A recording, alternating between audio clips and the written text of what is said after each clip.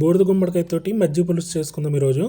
ఎంత కమ్మగా ఉంటుందంటే ఏదైనా పచ్చడి చెట్టు తింటే సూపర్ అనమాట. అంత అద్భుతంగా ఉంటుంది. మనం తినేటప్పుడు అలా గొంతు జారిపోతూ ఉంటుంది. చాలా బాగుంటుంది. చాలా సింపుల్గా అయిపోతుంది. బాగా పాతకాలం వంట కదా ఇది. అమ్మమ్మ చేసి తీరు చూపిస్తాను.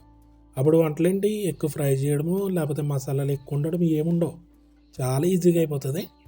దీనికోసం ఆల్రెడీ బూడిద గుమ్మడికాయ కట్ చేశాను నేను. ఒక పెద్ద కాయ ఇది ఇలా సన్నగా పొడుగ్గా కట్ చేశాను. బాగా ముదిరికాయ అయితేనే బాగుంటుంది. దీంట్లోకి కొబ్బరికాయ పేస్ట్ వేసుకుంటాము. ఒక పెద్ద కొబ్బరికాయ అందులో అరచెక్క తీసుకున్నాము.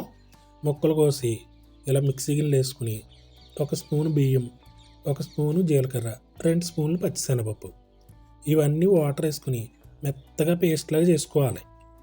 అది అలా పక్కన పెట్టేసి పొయ్యి మీద కుక్కర్ గిన్నె పెట్టుకుని 2 స్పూన్లు ఆయిల్ వేసుకుని ఇందులో ఎండుకారం వెయ్యం, అందుకని పచ్చిమిర్చి ఎక్కువ వేసుకోవాలి. 5 పచ్చిమిర్చి వేసాను. ఇవి జస్ట్ 10 సెకండ్స్ ఫ్రై అయితే చాలు. ఆ తర్వాత గుమ్మడికాయ ముక్కలు ఇవి కూడా 30 సెకండ్స్ ఫ్రై చేసుకుంటే చాలు. ఆ తర్వాత ఈ ముక్కలు ములిగిదాకా వాటర్ వేసుకుని మూత పెట్టేసి 2 లేదా 3 విజిల్స్ వేయించాలి అంతే. ఇంక ఇది ఏంటంటే మట్టి దాకలో వండుకుంటే చాలా బాగుంటుంది.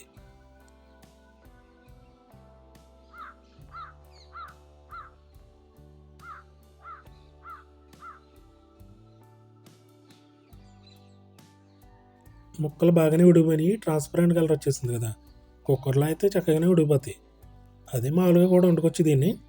మనకి స్పీడ్గా అయిపోవాలి కదా, అందుకే కుక్కర్లో పెట్టాను. ఆ తర్వాత కొద్దిగా పసుపు వేయడం వల్ల మంచి కలర్ఫుల్గా ఉంటుంది, మంచి సువాసన కూడా ఉంటుంది. తర్వాత కొబ్బరికాయ పేస్ట్ వేసినప్పుడు ఫ్లేమ్ సిమ్లో పెట్టేసుకోవాలి, లేదంటే అడుగంటుతూ ఉంటుంది. కొబ్బరికాయ పేస్ట్ వేసుకుని ఒక్కసారి తిప్పేసి 10 నిమిషాల పాటు సిమ్లో అలా వదిలిపెట్టాలి. మనదేంటి మజ్జిగ పులుసు కదా, అందుకని ఇది కొంచెం చిక్కగా ఉంది. నేను మళ్ళీ కొద్దిగా వాటర్ యాడ్ చేశాను.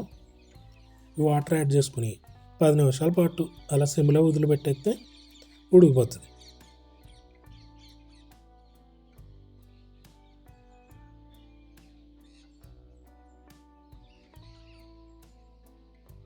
మజ్జిగ వేస్తాం ఇందులో, అందుకని ఇవన్నీ సరి చూసుకుని ఉప్పు యాడ్ చేసుకోవాలి.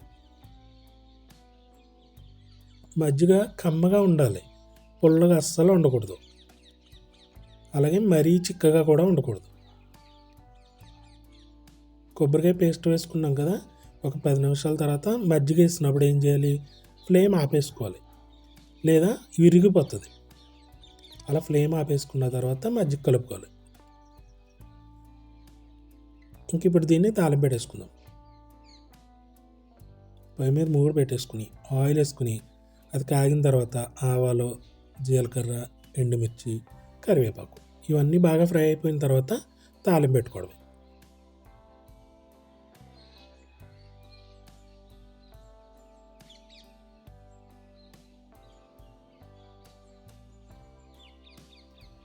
చూసారా ఎంత సింపుల్గా అయిపోయిందో. మనం ఎక్కువ ఫ్రై చేసి కూడా ఏమీ లేవు, ఎక్కువ మసాలాలు అలాంటివి కూడా ఏమి ఉండవు.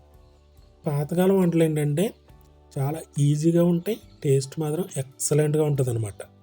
చూసారా కన్సిస్టెన్సీ ఇలా ఉండాలి, మరీ పలచగా కాదు, మరీ చిక్కగా కాదు. ఈ మాదిరిగా ఉంటే తినడానికి చాలా బాగుంటుంది. చూసారా ఎంత కలర్ఫుల్గా ఉందని. ముక్కలు కూడా మనం అలా కోసుకోవడం వల్ల తినేటప్పుడు అలా జారుతూ ఉంటాయి అనమాట. నేను ఇందులో మళ్ళీ పచ్చడి నంజెట్టుకున్నాను, సూపర్గా ఉంది. ఏ పచ్చడైనా పర్లేదు, చాలా బాగుంటుంది.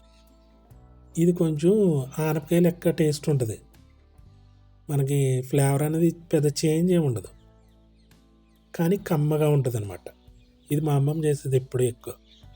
చాలా సింపుల్గా అయిపోయింది కదా, టేస్ట్ మాత్రం ఎక్సలెంట్గా ఉంటుంది. తప్పకుండా ట్రై చేయండి. ఇంకా బోల్డ్ అని వీడియోస్ చేసుకుందాము. సపోర్ట్ ఇవ్వండి, సబ్స్క్రైబ్ చేసుకుని బెల్ బటన్ నొక్కండి, నోటిఫికేషన్స్ వస్తాయి. లైక్ చేయండి, షేర్ కూడా చేయండి.